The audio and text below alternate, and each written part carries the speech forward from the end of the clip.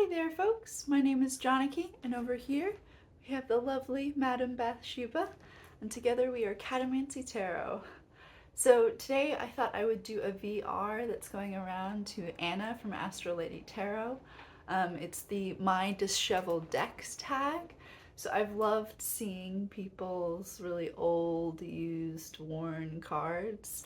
And I'm not a professional tarot reader, but I've had decks since I was in middle school, and I've been collecting decks for like the past 5 years or so. I'm also an anthropologist who studies tarot, and so some of my decks get quite a bit of use, and some of them I've sort of collected in like used condition, pre-owned, pre-loved. I really feel like finding vintage decks when I can, and they usually arrive in various conditions. I also, if it's a mass market deck, I do try and track down a used copy. I like, some people, get a little bit, I don't know, weirded out by using used cards that have been used by other folks, but I think it adds to the magic. So I'm going to go ahead and flip this thing around, and I'll show you some of my decks that have been through some things. Alright, friends, so today I thought we would be joined by my little goblin friend. He's a little disheveled. He's fallen and broken his toes off, so I thought he would be a good guardian for us to hang out with today. So, like everyone, I think the deck I have to start with is my very first tarot deck ever, which was the yellow box. I got it when I was in middle school. I grew up in Denver, Colorado, and I insisted that my mom take me to a metaphysical shop. I think it was one on Colfax, and I was looking at all the decks, and I was just like, no, I want the old school, I want the original, and so this is the one I got. I probably got it in the early to mid 2000s, and this is a box that I've taken everywhere with me since then. So it's held up sort of remarkably well for being dragged through all of my, through college, through all of the moves in my early 20s, and it's one that I keep around for study. I don't use this one too much, aside from getting it out for reference these days. It hasn't, the edges, you can tell, like if we compare with like the white that they would have originally been, they're kind of grimy, they're kind of dirty, but I've managed somehow not to spill anything on it over the years. It hasn't started foxing too much.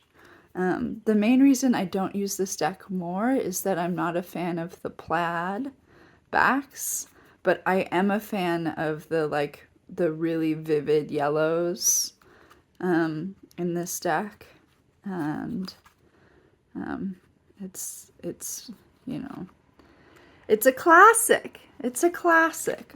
Of course, you gotta have a classic. So that's my worn out RWS. And so the next couple decks I'm going to show you are in these little pouches. These are both little pocket decks that I got both of these decks, I think, in probably 2018, and since they're pocket-sized, they've just been in my purse all the time. I also, as you can see, I like making my own tarot pouches, and I'll often use old fabric to do that. Like this used to be a top that didn't fit me anymore. These were scraps of fabric from my friend who collects all sorts of textiles. This is a piece of a vintage sari, and some of them, have little stains or wear. but I think that's part of the charm. So we'll start with this one since we're on a bit of a Ryder weight kick here. And so this is my Centennial in a tin. But when I first got this deck, I went on a kick of cutting borders off. And it's not that I like borders around an image, but for me, it really bugged me to have borders on the back, like that just little white border just really bugged me. And I'm someone who likes laying out cards face down before you flip them over. So I actually do look at the backs a bit. So this was one of the first ones I've trimmed, and it shows sort of my inexperience, and I also edged it in this sort of coppery color. Let's see if it'll focus there. And of course I've gotten inks on the fronts in places.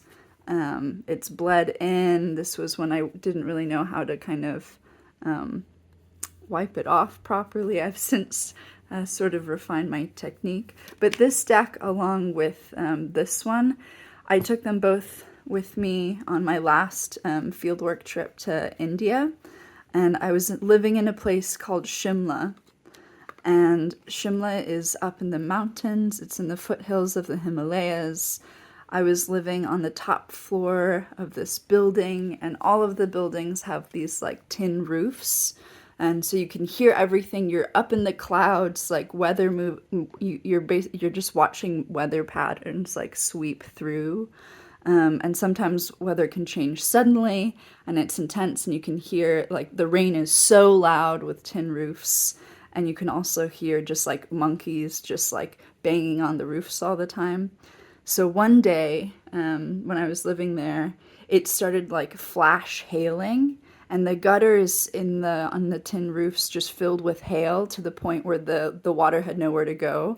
So my room just started like flooding from the roof. It just started downpouring, and this deck both got quite wet.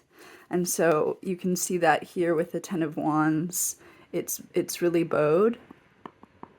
I don't know if you can hear that, but it snaps in the middle. It's got some water damage there. There's another card. I think it's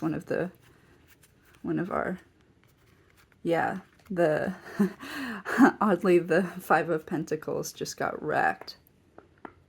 And now it has a permanent clicky sound that I've tried to press it flat, but it won't go, and it's got some water damage there. So this is and you can also see some of the gilding bled onto the edges, onto the fronts of the cards.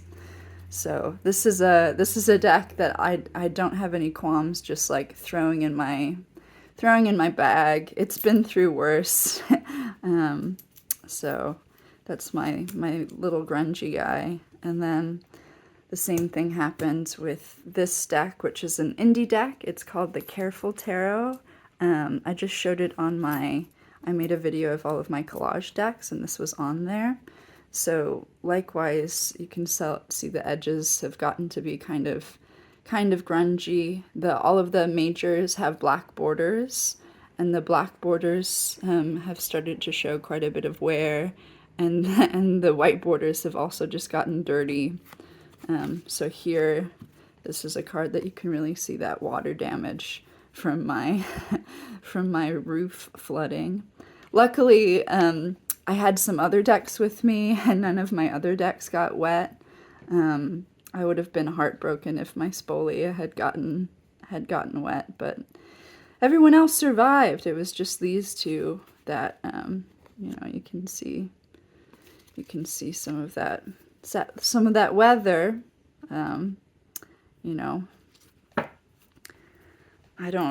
I guess that's the advantage of plastic decks. I'm not sure.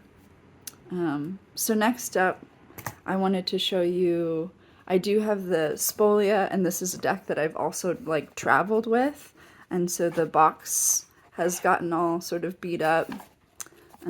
So I know the box is supposed to protect the cards, but I don't want the box to get messed up, so I made a bag for it. And there's already some like weird, the fabric is, you know, old and used, so it has its own sort of history. And I got the Spoolia back in 2018 probably, and it's my most heavily used deck. But it's held up relatively well, but you can see there's some a little bit of scuffing on the black cards, and there's a number of cards like the Tower. You can see here there's a little bit of like some folds coming through. Doesn't go through the whole card, but it's definitely some of the images. There's a couple. I think this might be another one. Yeah, over here on the side here. Other little bends and things like that, but otherwise it's held up sort of remarkably well. A lot of the images do have, you know, a little bit of scuffing going on. And the other thing about this deck is that it is quite a bit of a brick. I do have some, I guess, a little bit of foxing. The edges aren't pure white anymore. And when I first got this deck, it is quite a brick, and there's like no chance of hell of me actually like being able to riffle shuffle it. But now it's still unwieldy, but I can get a pretty good riffle in, because it's you know, it's been broken in quite a bit. So that is my worn out Spoolia. The next one I wanted to show you is another deck I acquired at the start of my tarot journey, and that's the Sacred Symbols. This is a deck that the backs were really starting to wear out. And because it was this nice bright red color, a lot of the edges were just turning white and chipping off. And so I was like, I know what I'll do. I'll just edge it in red and I'll get rid of that problem. And it's worked somewhat. The fronts look better, but then it's meant that the fronts of the card, I think the red has just highlighted the wear and tear even more than just leaving it unedged would. So you can see sort of all of that, all of the foxing and the chipping that's going on here. So I've essentially taken a worn out deck and then decided to highlight that that wear and tear.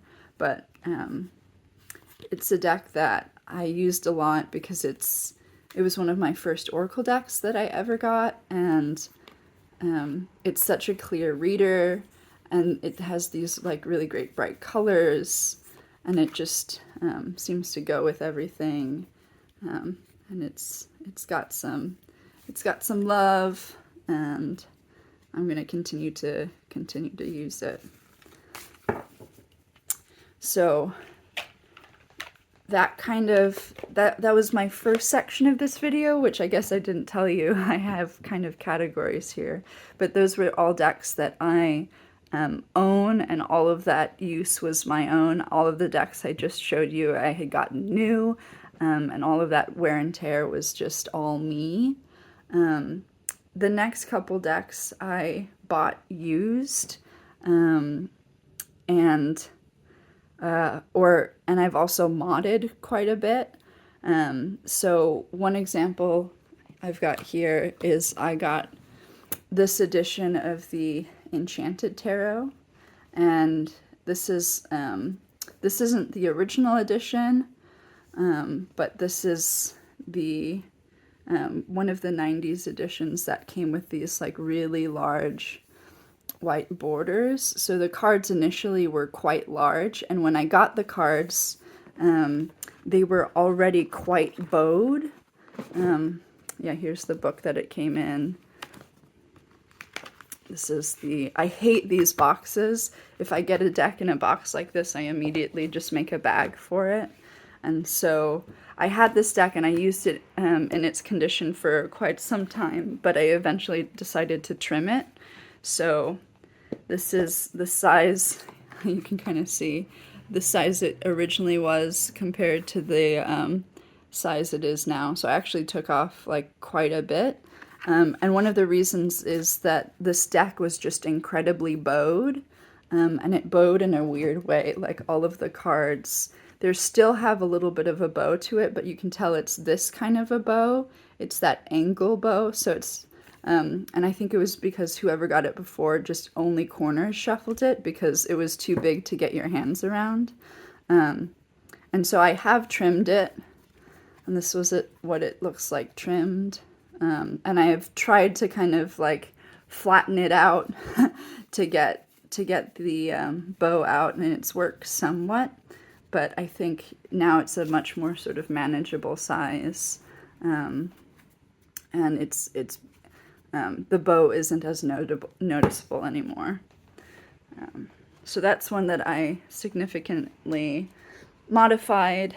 Another one that I bought sort of in a similar condition was the Tantric Oracle, and I recently decided for a couple reasons to modify it.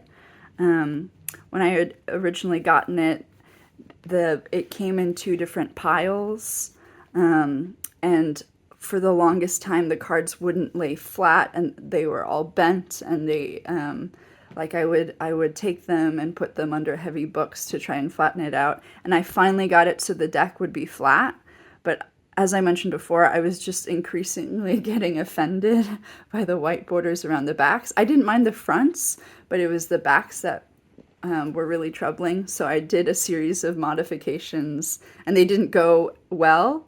So on these first couple of cards, you can see a lot of like ink bleeding because I tried to color in the back borders this maroon color, also like a bronze color, and because it's a glossy cardstock, the ink was just getting really messy and going everywhere and getting all over everything, and it didn't look very good. This is me trying to remove some, like rubbing the cards too hard and like going through the design. And so I got so frustrated, I just decided to trim it. And I tried a new trimming method, which was just, I've tried trimming with scissors. I trimmed this deck with scissors, and scissors tend to work pretty well for me, but for larger decks, I feel like my hands get really tired. I have it's not a guillotine cutter, but it's a paper cutter that has the like little slicey thing, but I find that creates, like it foxes the edges of the cards a lot, and it just doesn't leave a nice finish. So with these, I just got out a ruler and an X-Acto knife, and it turned out pretty well, I think. So I think I rescued it. It's not perfect. I've never trimmed a perfect deck, but I like how they turned out. I'm really pleased with the edging color. I think it looks great with the backs. I wish I could just have this color around as the border, but I don't know. I couldn't get it to work without just looking incredibly sloppy. So that's how this one came out. So it's been it's had a little bit of an identity crisis recently, but it's come out okay, so I'm happy with that. And to show you what I mean about the cutter I have messing, like eating up decks. So this is my Thoth deck, and I trim again. I don't mind. I like the borders on the front, but I didn't like the white border around the back, so I trimmed it off. But the resulting trim has left a lot of foxing. And I haven't had this deck more than like 6 months, but it's just that process has, like, I feel like prematurely aged this deck quite a bit. But I am happy with how the fronts turned out. I think I hacked the way to trim the large Thoth, because you still get to keep the borders, but they just look a little bit more petite. And then you don't have to deal with the borders on the back. I kept the little gold outline, and I haven't decided yet if I want to do like a micro trim to get rid of all of that foxing that the cutter did. So that's that. Now I wanted to move on to show you guys some of my vintage decks. This one is my golden Ryder. And with I have a couple vintage decks that have these sort of gilded borders. The Agorov, as well as the Kazanlar. And they're all, I purchased both of those in fairly new condition, but I feel like with gold or bronze edges, some of the chipping is just kind of inevitable, and I don't mind it.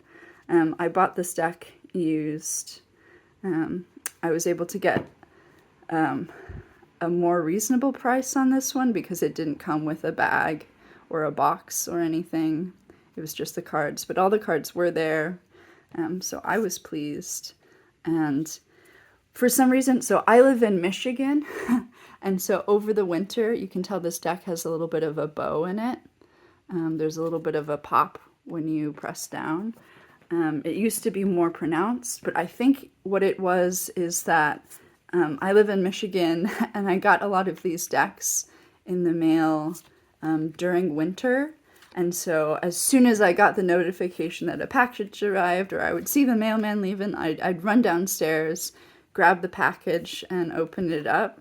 And because there's such a big temperature difference, all of the decks, like shortly after I got them, would all, even if they were new, would all like suddenly develop a bow, and a kind of a significant one. And I think it's something to do with temperature and expansion and contraction, and I'm not sure, but I found this guy who had a magician who uses cards for magic tricks, and he had a video about how to fix bowed cards, and he said to just stick them in the freezer for a little while, and then take them out and then press them. And I did that for this deck, and I did that for a couple of my other decks. Which feels, I guess, it felt weird putting decks in the freezer. I didn't like it, but it, for the most part, it fixed the problem I was having. So I don't know, little tip for you guys there.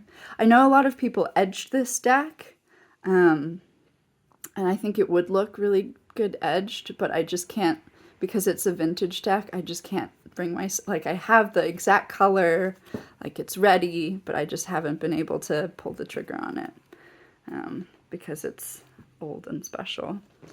The next deck I wanted to show you is another vintage deck. I showed this on my Curiosities video.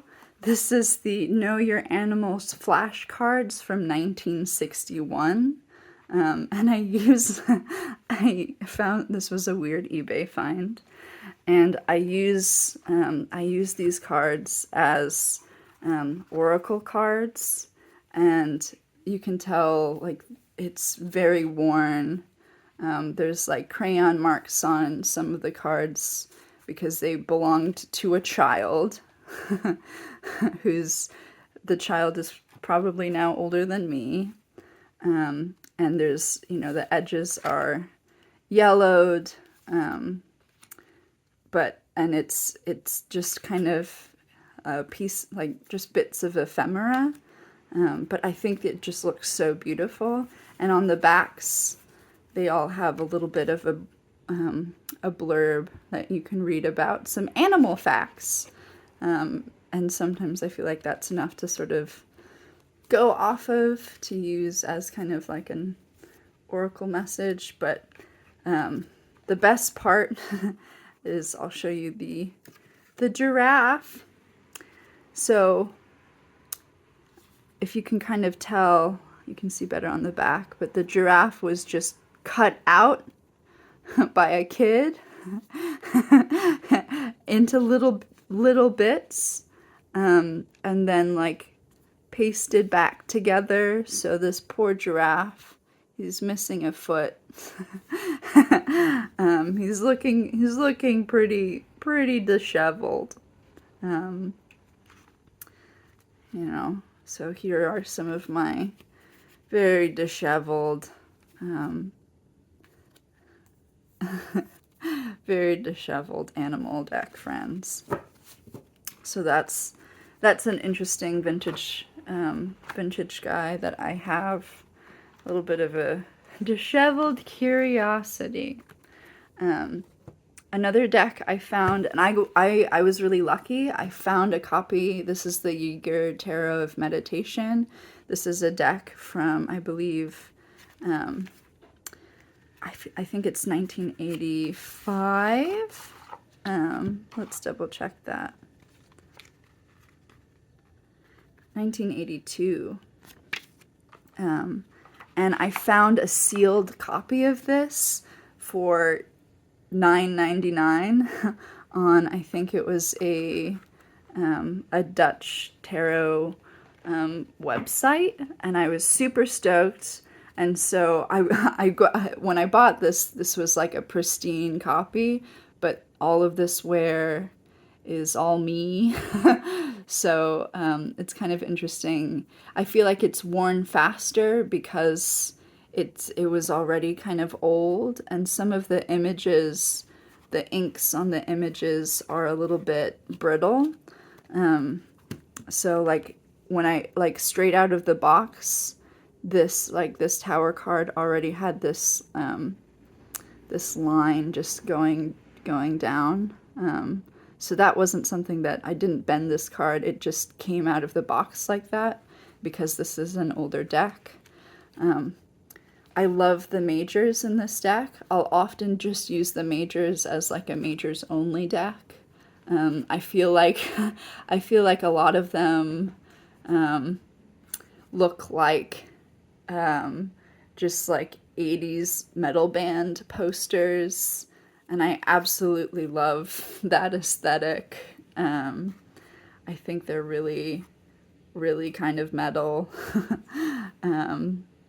And I love the sort of the quality in the sky in a lot of them, like so good. I like the font, I like the orange. It's really cool. But the thing I will say about this deck is that it has the least exciting minors ever. So they're all just in this, it's a pip deck, but it doesn't have a lot of feeling. They do make some interesting non-conventional shapes.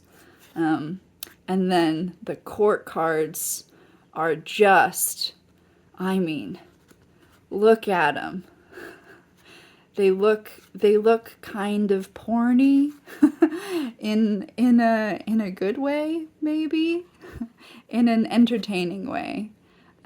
Also, I figured out the only woman in this deck who isn't topless is our modest high priestess, but everybody else tits out.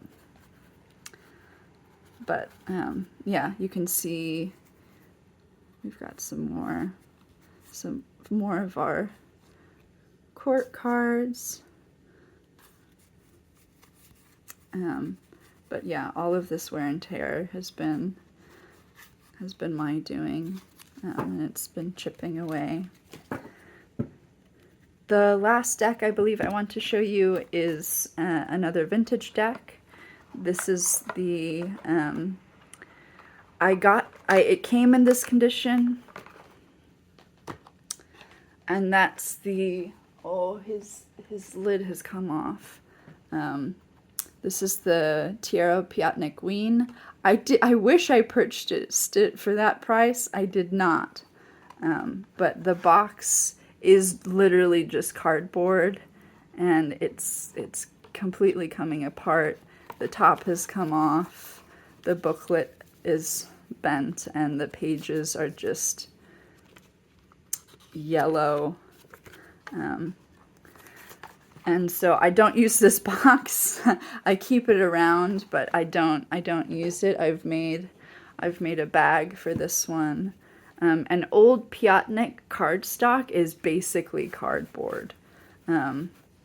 So this is what the backs look like. It's a deck from 1974. The cards are very large.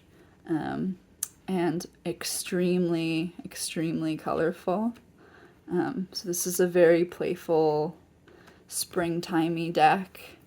I have to find... And it's got the majors are super funky. Like this, there's a lot going on in them. Like this looks like a kind of Che Guevara skeleton making trouble. And then we've got like some alchemical terms going on here. Yeah, the swords look like they're on a chalkboard, which I think is really cool. But this deck, it's better now, but when I got it, it was just a big smile. Like all of the cards were just really bent this way. And so this was a deck that I had to press, and I think the cards are in a little bit better condition now, but you won't be able to feel it. But since the cardstock is kind of really thick, the edges just feel soft, like they feel fuzzy. So that's a different kind of wear and tear than a lot of my other decks, and I think that's just because of the material they were made out of. So yeah, this was, the box is very disheveled. The cards are in a little bit better shape, which is good. And I'm not gonna keep them in the box that's falling apart. So that's the end of my my vintage decks I wanted to show you. I have a last gripe before I let you guys go, and my last gripe is about some contemporary decks with gilded edges. So these are two of decks that I have with gilded edges that have taken a lot of wear, and it really shows. So I'm not the biggest fan of... it looks really nice when you first get it, but then it just starts to kind of get really ragged, and yeah, I'm not a super fan of that. This deck is also really plasticky, so I don't think it's the best cardstock for gilding in the first place. But yeah, they get so sad looking. And then this is the Apparition Tarot, and I've picked out... I'm afraid to use this deck because I'm afraid this is going to happen to more cards. I don't know if anyone else is having this trouble, but this is a deck it's also gilded, and it's that sharp kind of gilding. And so on this card and a few others, when shuffling, the gilding will just chip and cause tears down the backs. So that makes me nervous. It makes me nervous to use. Because this isn't the kind of wear and tear that's like aesthetically pleasing and it feels well deserved. This just makes me feel like this was a fragile thing that I shouldn't. I guess I didn't show you any of the fronts, but it just makes me a little bit cautious when using this one. But I hope many of the decks I showed you will be around for years and years to come, and will continue to collect wear and tear. And that's all I've got for you guys today. Thank you very much. Bye for now.